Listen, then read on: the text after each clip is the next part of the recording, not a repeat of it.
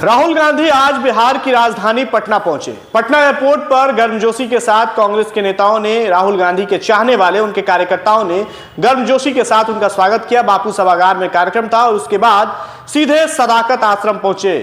Bihar Congress committee का जो प्रदेश कार्यालय है सदाकत आश्रम, जब राहुल गांधी पहुंचते हैं वहां भी उनके कार्यकर्ता, उनके लोग जो हैं खूब गर्मजोशी के साथ उनका स्वागत हुआ। और वहां इंदिरा भवन जो बना है उसका राहुल गांधी ने उद्घाटन किया है, साथ ही साथ ऑडिटोरियम का भी उद्घाटन किया है। लेकिन राहुल गांधी बिहार आकर के खूब गरजे हैं। राहुल गांधी ने जो कहा है, कई पोर्टल पे ये खबर चल रही है, देखिए राहुल गांधी जो है कह रहे हैं कि विधायक और सांसदों को पावर नहीं, 90 बड़े अफसर बांट रहे हैं बजट। देखिए बिहार में खूब गरजे हैं आज राहुल गांधी और कई बात राहुल गांधी ने आज अपने कार्यकर्ताओं के बीच रखी है।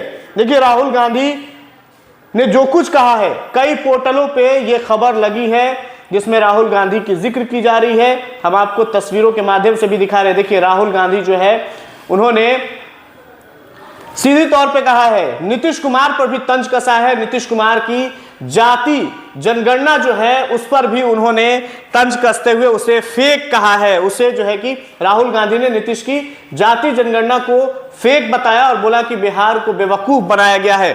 और इस वीडियो में आप सुनिए राहुल गांधी जब बिहार पहुंचे हैं क्या कुछ कह रहे हैं, सुनिए। कुछ दिन पहले, माइक को ठीक करवाओगे?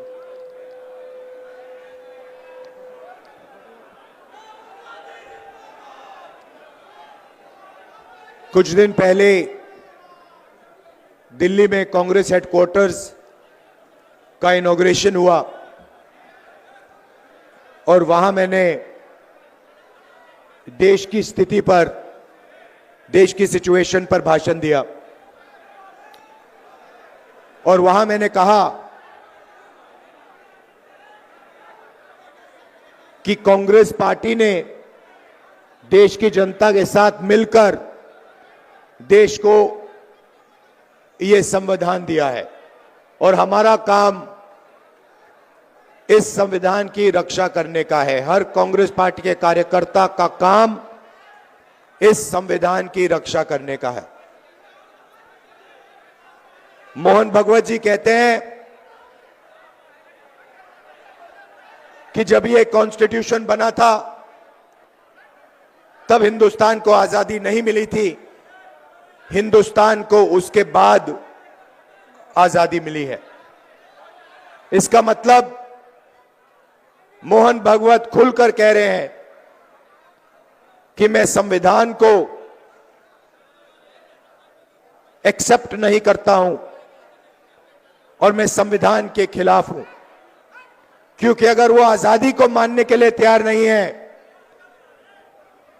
तो इसका मतलब है कि वो संविधान को नहीं मानते हैं। और कोने कोने में बीजेपी आरएसएस के लोग संविधान को खत्म करने में लगे हैं, हिंदुस्तान की गरीब जनता को कुचलने में लगे हुए हैं। देश का पूरा धन 20-25 अरबपतियों के हाथ जा रहा है। बिहार को देश की लेबर फैक्ट्री बना दी है। आप मेहनत करते हो, आप काम करते हो, आप जीएसटी देते हो, आप अपना खून पसीना देते हो और पूरा का पूरा धन, पूरा का पूरा फायदा 20-25 अरबपतियों के हाथ नरेंद्र मोदी कर देता है। संविधान की रक्षा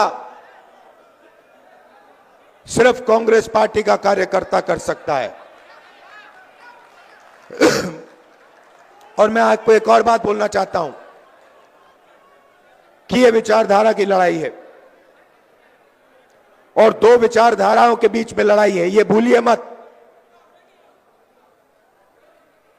एक संविधान की कांग्रेस पार्टी की विचारधारा, नफरत के बाजार में मोहब्बत की दुकान वाली विचारधारा, और दूसरी तरफ बीजेपी और आरएसएस की विचारधारा, नफरत और हिंसा की विचारधारा।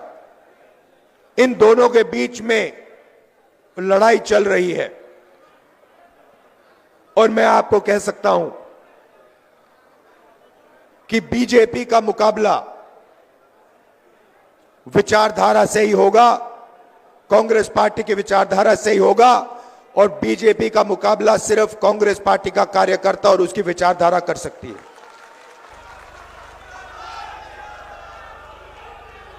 मैंने अपने भाषण में महाराष्ट्र के बारे में बोला। इलेक्शन कमीशन से हम आंकड़े चाहते हैं। महाराष्ट्र में लोकसभा में और विधानसभा में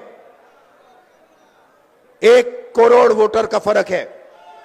1 करोड़ लोगों ने विधानसभा में वोट दिया और लोकसभा में वोट नहीं दिया था।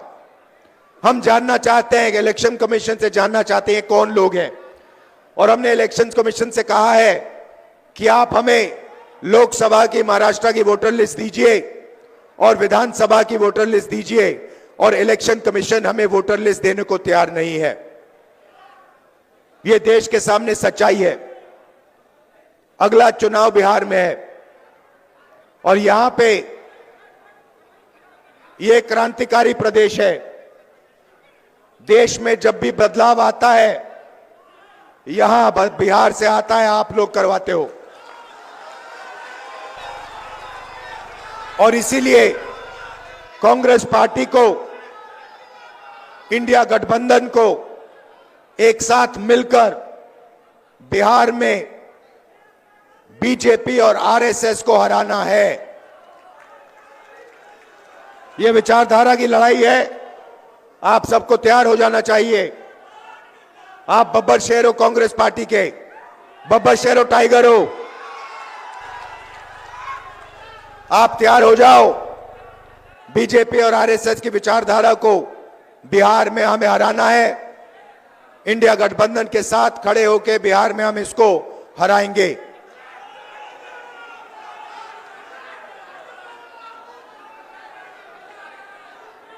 आप सब, विचारधारा आपके खून में है, आपके डीएनए में है। आपको बताने की भी जरूरत नहीं है। आपने इतने प्यार से मेरा स्वागत किया। आप 24 घंटा कांग्रेस पार्टी की विचारधारा के लिए लड़ते हो। आप 24 घंटा आरएसएस बीजेपी के खिलाफ लड़ते हो और आप डरते नहीं हो। इसके लिए मैं आपको दिल से धन्यवाद करना चाहता हूं। बिहार पेपर लीक का सेंटर हो गया है। यहां पे पूरा शिक्षा का सिस्टम पूरा का पूरा बिक गया है। बिहार में युवाओं को रोजगार नहीं मिल सकता। बिहार में महंगाई बढ़ती जा रही है। गरीब लोग कुचले जा रहे हैं। इन लोगों के लिए कांग्रेस पार्टी को लड़ना है। किसानों के लिए, मजदूरों के लिए, गरीब लोगों के लिए, पिछड़ा वर्ग, दलित, इन लोगों के लिए लड़ना है। माइनॉरिटीज के लिए, सबके लिए लड़ना है। और यहां बीजेपी की विचारधारा को हराना है और कॉन्स्टिट्यूशन, संविधान की विचारधारा को जिताना है। आप सबका बहुत बहुत धन्यवाद।